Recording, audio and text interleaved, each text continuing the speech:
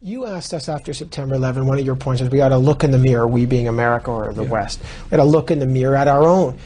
Was that a way of saying, look, people like bin Laden are angry at us for good reason?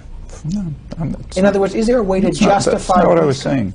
The statement of mine that you just quoted is a very conservative statement.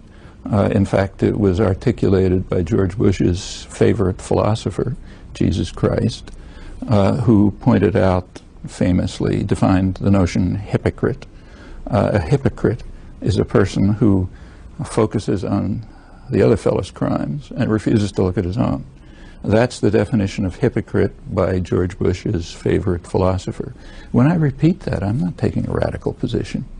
I'm taking a position which is just elementary morality. But even if he is a hypocrite, and they all, even not he, everyone. Okay, even Can if you let me ask another question? See, if just here's an experiment. Try to find a phrase in the massive commentary on September 11th, which is not hypocritical in the sense of George Bush's favorite philosopher.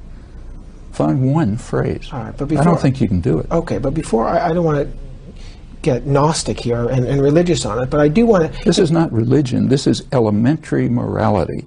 If people cannot rise to the level of applying to ourselves the same standards we apply to others, they have no right to talk about right and wrong or good and evil. But let's talk about even in right. And look, there's nobody pure, but an argument has been made. I know that the U.S. has committed atrocities. However, they did oust a more brutal regime, the Taliban. There was... That wasn't even a war aim. There wasn't even a war aim. It wasn't even a war aim. But is that a moral thing to do? They did get rid of a brutal regime. There was celebration in Canada. Now, good, fine. Let them bomb Israel and get rid of the brutal regime there. Let them bomb Uzbekistan and get rid of the brutal regime there. You say the Taliban and the Israeli government are the same? No, they're not the same. They're brutal regimes. But let's go back a stage. The goal was not to oust the Taliban. That was not a war aim. That was a war aim that was picked up several weeks after the bombing started. Okay?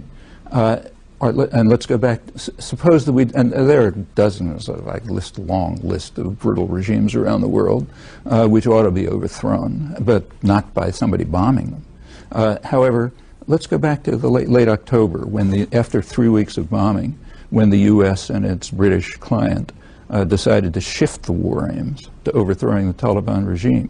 There was a meeting sponsored by the United States in Peshawar, Pakistan, of 1,000 Afghan leaders. They unanimously condemned the bombing and said it was undermining their efforts, which they thought could succeed, to overthrow the Taliban regime from within. The U.S. is doing it just to show off their muscle. All right, now so the question of whether to overthrow a regime, yeah, that arises. And I think the Afghans are right. Regimes should be overthrown from within, and in this case it was probably very likely that that would succeed. It was a small, brutal group, highly unpopular, plenty of opposition to it, which could have been organized from within, and that's the way to overthrow a regime. If we want to overthrow the regime of Uzbekistan, now a great favorite, but it happens to be not very different from the Taliban, the way to do it would not be to bomb Uzbekistan, but to support internal democratic forces and let them do it. And that generalizes around the world. Now, Robert Kaplan, who writes about foreign policy, I spoke to him recently about his book, Warrior Politics, and I put some of your points to him. He said about the distinction between the terrorist states that you call Israel, America, and the terrorist states that America calls the Taliban. He said, I wish Noam Chomsky had been with me in Romania in the 70s or the 80s, just one of the 7 or 8 Warsaw states with just one of the 7 or 8 prison systems with 700,000 political prisoners. Adult choice of foreign policy is made on distinctions. The argument that Chomsky makes has no distinctions because there's a difference between the quantity and the kind of dictators that America supported and the quantity and the kind of things we went in communist world for 44 years. Okay, so let's take his example, Romania, Ceausescu, hideous regime, which he forgot to tell you the United States supported. Supported right till the end, as did Britain. So the example that he gave is a perfect example, and it's a small example, because we support much more brutal regimes. Suharto was one of the worst killers and torturers of the late 20th century. The United States and Britain supported him throughout. He's our kind of guy, as the Clinton administration said in 1995. Horrible atrocities. In fact, when he came into office in 1965 with a coup, the CIA compared it to Hitler, Stalin, and Mao. It led to total euphoria in the United States and Britain, massive support. When he carried out even worse comparable atrocities elsewhere, the couple of, hundreds of thousands of people killed then, hundreds of thousands later, full support, continued right through the end of his rule. In fact, continued past his rule. In late 1999, when they were rampaging and destroying what was left of East Timor, the U.S. and Britain continued to support him. And I can continue through the world like this. Well, Kaplan says that there is a distinction. That everyone's got some blood on their hands, but he says, we have significantly less blood because what we are is a soft imperialist, not state terrorist. So like when we supported his example, Ceausescu in Romania, right to the end, that's good. How about killing several million people in Vietnam?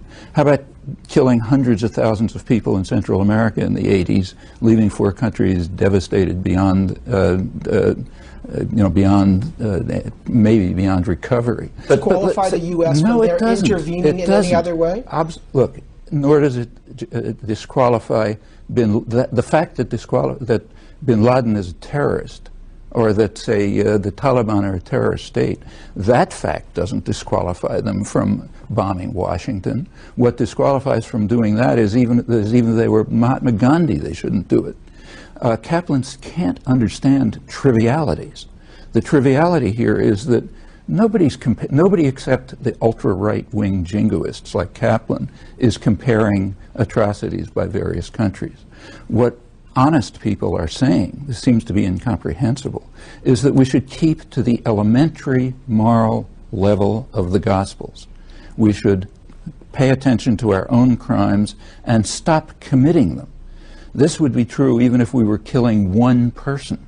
Okay, and it's even more true when we're killing millions of people. Let's bring it to the bigger picture then, just because the question, he says, we all agree with the Gospels. This is, and then he doesn't. But he says, certainly look, does. I believe in a Hobbesian world. This is what he says. So is he saying we should overthrow it's nasty. If you leave people alone, they'll kill each other. Yeah. And that's why what you need, was he calls, is an organizing hegemon, an overweening power. Which is always us. Yeah, which is always us, he says. Right, because and why is it us? Because we have the power. And we have a massively subservient intellectual class, of which he's an illustration, which will support U.S. atrocities no matter how awful they are. But he says this is real politics, that Chomsky's off in another land with his gospel, that he says, look, forget gospel. I'm talking about the most elementary morality. If a person doesn't understand that, they have no right to talk. Okay?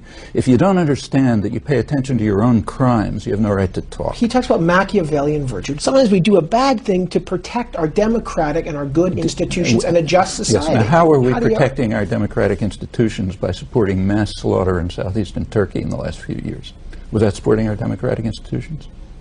Was it supporting our democratic institutions? Not ours, but anybody? Would Kaplan argue that the nation state has a right to use any means necessary to protect its sovereignty? Oh, then he's justifying Milosevic. He's saying Milosevic had the right to do anything he wanted to repress the Kosovars in Albania. Is that what he's saying? Do we need a constabulary, a force, a central force? In this case, it's America because it's the superpower, to sometimes use unjust means in the service of just causes. What are the just causes? What was the just cause in, for example, slaughtering Kurds in southeastern Turkey? What was the just cause?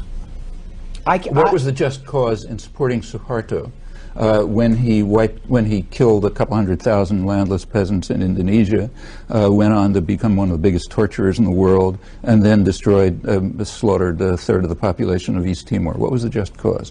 What was the just cause when we invaded South Vietnam 40 years ago? This is the 40th anniversary of the public announcement of the U.S. attack on South Vietnam, ending up killing millions of people, leaving the country devastated. They're still dying from chemical warfare. What was the just cause? What was the just cause when we fought a war to a large extent against the Catholic Church in Central America in the 1980s, killing hundreds of thousands of people, every imaginable kind of torture and devastation? What was the just cause?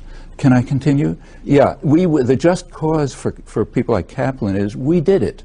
Therefore, it's a just cause. You can read that in the Nazi archives, too. Hitchens says we've seen the enemy, and the enemy isn't us. It's the Islamic fascists. Compares them to fascists. They're an enemy. We don't want to live with them. We don't want to negotiate them. We must destroy them. Ergo, the war against the Taliban justified. The war against the Al-Aqsa brigades justified. I mean, he has a different distinction, but we see the face of the enemy, and we should do anything to root them out. How do you respond to that argument? I respond to that by saying that there are many evil forces in the world. If we want to stop atrocities, I think it's a great idea to reduce the level of atrocities and violence around the world. The easiest way to do it, simplest, is to stop participating in it. If we stop participating in it, we will already reduce the level of atrocities and violence enormously. And if we can ever reach the moral level, minimal moral level, of terminating our own massive participation in atrocities, then we can move to another question of what we do about the atrocities of others. And I think it's right to deal with them. Yes, there is an enemy. There are people who carried out crimes against humanity, and there are ways to deal with crimes, not by bombing another country and putting millions of people at the risk of starvation. That's not a way to deal with crimes. When the U.S. was condemned for international terrorism in Nicaragua, and then vetoed a security, and dismissed the condemnation by the World Court, of course, and escalated the crimes, and vetoed a Security Council resolution calling on it to observe international law. The right reaction for Nicaragua was not to say, we have seen the enemy and we must destroy them, so therefore let's set off bombs in Washington. But if it's wrong for them, it's wrong for us. Again, by elementary moral standards. So we should ask, well, what was right for them, and what's right which would be right for us? And I think they couldn't do what was right for them because we blocked it. We're too powerful. But we could do what was right for them, and we never even considered it because we don't rise to that minimal moral level.